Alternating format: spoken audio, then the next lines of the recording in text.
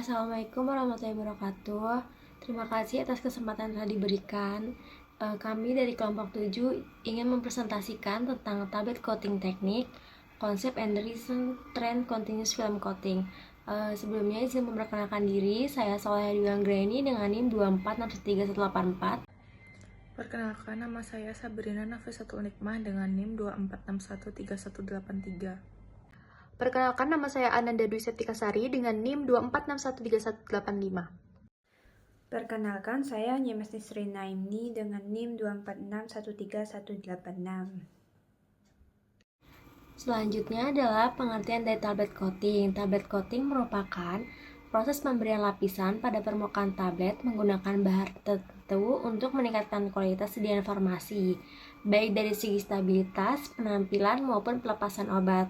Nah, pelapisan ini juga berfungsi untuk melindungi zat aktif dari pengaruh lingkungan dan meningkatkan penerimaan pasien terhadap obat.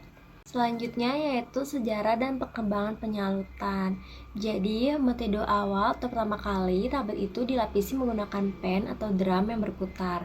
Metode ini tuh sederhana, tetapi proses pengeringannya lambat dan hasil pelapisannya sering tidak merata. Nah, karena itu maka dikembangkanlah metode yang lain. Diperkenalkan perforated pen yang memungkinkan aliran udara panas atau dingin sehingga pengiringannya itu lebih cepat. Teknologi ini juga memungkinkan penggunaan pelapis berbasis air. Setelah itu juga dikembangkan dengan metode yang lebih modern menggunakan sistem kontrol otomatis. Terus spray nozzle yang lebih baik, mesin berbahan stainless steel sesuai GMP, serta sistem pembersihan otomatis untuk meningkatkan efisiensi dan kualitas proses coating. Lalu teknologi yang digunakan pada saat ini itu dikembangkannya continuous tablet coating, yaitu proses pelapisan yang berlangsung secara kontinu dengan kontrol proses yang lebih akurat, sehingga menghasilkan coating yang lebih cepat, efisien, dan konsisten. Nah, apa sih tujuannya tablet coating itu? Yang pertama ada menutupi rasa dan bau yang tidak enak, mempermudah identifikasi produk, melindungi obat dari cahaya, oksigen, dan kelembapan. Lalu ada juga melindungi lambung dari iritasi obat, mengontrol lokasi dan kecepatan pelepasan obat, meningkatkan penampilan dan kestabilan tablet. Jadi di sini saya akan menjelaskan mengenai jenis-jenis tablet coating. Yang pertama itu ada sugar coating, yaitu karakteristiknya menggunakan lapisan gula dan meningkatkan berat tablet yang cukup besar. Kemudian kedua itu ada film coating, yaitu menggunakan lapisan polimer tipis. Kemudian terdapat compression coating, jadi pelapisannya itu dengan proses kompresi. Kemudian ada dip coating, jadi tablet dicelup ke larutan coating. Kemudian terdapat press coating, itu lapisan dibentuk dengan tekanan. Kemudian ada entry coating. Di sini tuh tablet larut di usus bukan di lambung. Kemudian ada electronic dry coating, jadi pelapisan tanpa pelarut menggunakan gaya elektrostatik. Kemudian selanjutnya saya akan menjelaskan mengenai tentang film coating. Jadi film coating itu merupakan proses pelapisan tablet menggunakan lapisan polimer tipis yang mempertahankan bentuk asli tablet dan hanya meningkatkan berat tablet sekitar 2-3% saja.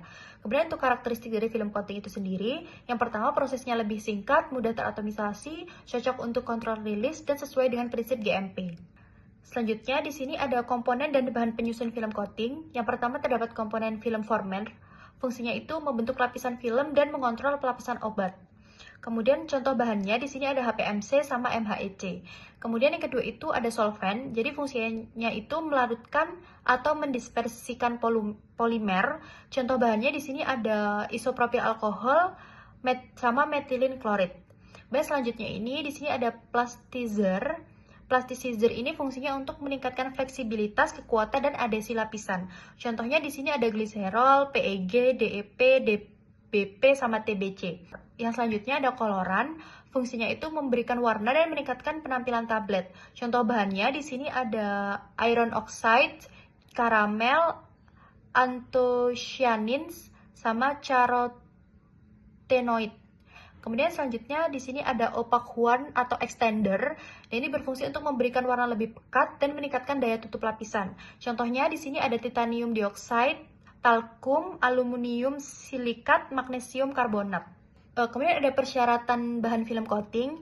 Jadi di sini bahan coating yang baik itu harus yang pertama stabil terhadap cahaya dan kelembapan. Kemudian yang kedua tidak berbau dan tidak berasa. Kemudian yang ketiga tidak toksik. Yang keempat tidak mudah retak. Yang kelima kompatibel dengan bahan lain. Dan yang keenam mampu menghasilkan lapisan yang seragam.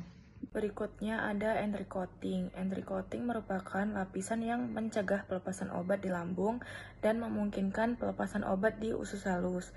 Tujuannya yang pertama yaitu untuk melindungi obat dari asam lambung, kedua melindungi lambung dari iritasi obat, yang ketiga mencegah mual dan gangguan lambung, yang keempat menghantarkan obat ke tempat absorpsi yang diinginkan. Kemudian ada electrostatic dry coating. Electrostatic dry coating merupakan teknologi pelapisan tanpa menggunakan pelarut. Serbuk coating diberikan muatan listrik sehingga dapat menempel pada permukaan tablet. Keunggulannya yang pertama yaitu tidak menggunakan pelarut organik. Yang kedua, lebih ramah lingkungan. Dan yang terakhir, mengurangi resiko ledakan dan toksisitas pelarut. Yang berikutnya ada continuous film coating. Continuous film coating adalah proses pelepasan tablet secara kontinu dengan aliran bahan masuk dan keluar secara terus-menerus. Adapun keunggulannya yang pertama yaitu produksi lebih cepat. Kemudian yang kedua, kapasitas produksi tinggi, mengurangi waktu proses, mengurangi biaya produksi, kemudian fleksibel terhadap perubahan jumlah produksi. Kemudian ada tantangan continuous film coating. Yang pertama, produksi limbah saat startup dan shutdown. Kemudian yang kedua, ketidakseragaman ketebalan coating. Kemudian elastic recovery pada tablet. Dan yang keempat, membutuhkan pengendalian proses yang ketat.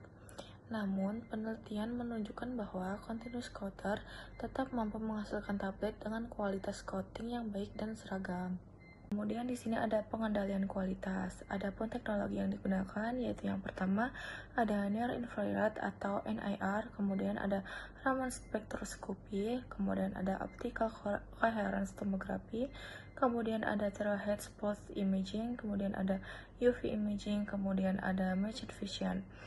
Teknologi tersebut digunakan untuk memantau ketebalan lapisan dan mendeteksi cacat coating secara real time.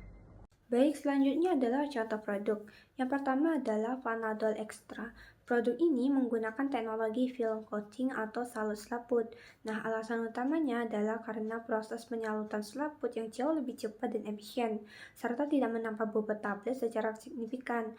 Selain itu, pada Panadol Extra, lapisan ini dipadukan dengan teknologi OptiZorb yang dirancang khusus untuk mempercepat proses pecahnya tablet sehingga obat dapat diserap lebih cepat oleh tubuh. Contoh kedua adalah Neurosan B, yang merupakan tablet salut film yang berisi vitamin B kompleks. Seperti yang kita ketahui bahwa vitamin B memiliki aroma dan rasa khas yang cukup menyengat. Nah, di sini teknologi film coating berperan sebagai menutupi rasa pahit dan aroma tersebut, sekaligus melindungi stabilitas zat aktif dari pengaruh luar. Lapisan yang tipis ini juga berfungsi estetis, yaitu membuat tablet menjadi lebih licin dan mudah ditelan oleh pasien. Berikut adalah kesimpulannya. Nah, dari seluruh pemaparan kelompok 7 dapat kita tarik beberapa kesimpulan. Yang pertama adalah tablet coating sangat krusial dalam meningkatkan kualitas, efektivitas, serta penerimaan pasien terhadap obat. Yang kedua, metode film coating menjadi pilihan utama di industri saat ini karena efisiensinya yang lebih tinggi. Dan yang ketiga, tren manufaktur modern kini bergeser ke arah continuous film coating untuk mengakomodasi produksi skala besar. Dan yang terakhir adalah sistem pengendalian kualitas secara real-time mutlak diperlukan agar menghasilkan lapisan yang seragam dan bermutu tinggi. Berikut adalah referensi yang kami gunakan. Selanjutnya adalah pembahasan soal. Untuk mengevaluasi materi, mari kita bahas beberapa soal. Soal pertama, apabila ketebalan coating tidak seragam, maka kemungkinan akibatnya adalah, jawabannya adalah B, pelepasan obat menjadi tidak konsisten. Hal ini karena bagian lapisan yang lebih tipis akan larut lebih cepat daripada bagian yang tebal. Soal yang kedua, mengapa industri farmasi beralih dari sugar coating ke film coating? Nah, alasan yang paling tepat adalah C. Karena film coating memiliki waktu proses yang lebih singkat, lebih efisien, dan mudah diotomatisasi menggunakan mesin modern. Selanjutnya, untuk soal ketiga, jika suatu industri ingin menerapkan green manufacturing dengan mengurangi pelarut organik, teknologi yang paling sesuai adalah jawabannya adalah C. Electrostatic dry coating, karena teknologi ini sama sekali tidak menggunakan pelarut cair melainkan memanfaatkan gaya elektrostatik. Dan yang terakhir adalah soal keempat. Untuk zat aktif yang rasanya sangat pahit dan higroskopis namun bobotnya tidak boleh bertambah signifikan, solusi paling efisien adalah jawabannya adalah C, film coating. Nah, pilihan ini tepat karena mampu melindungi zat aktif dengan hanya menambah berat tablet sekitar 2-3% saja. Sekian presentasi dari kelompok kami, kurang lebihnya mohon maaf. Wassalamualaikum warahmatullahi wabarakatuh.